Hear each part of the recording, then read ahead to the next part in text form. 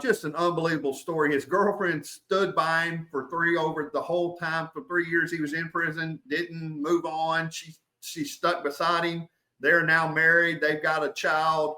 It ended up being an incredible, positive story, but it came from such a bad place. And it's just, again, his character, and the story should really be about how great his character is, which they do.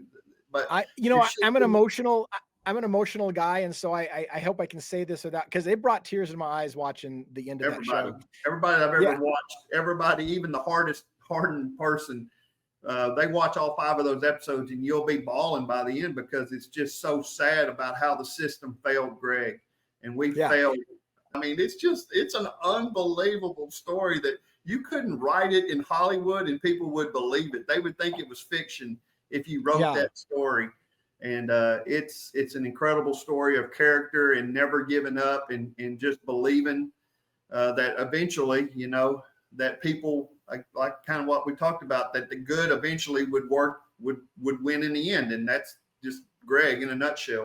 Lost life, the years that he spent in prison, the ridicule that he spent, the fact that some people are still going to believe, probably to this day, that he was involved in it. You can't undo that kind of damage.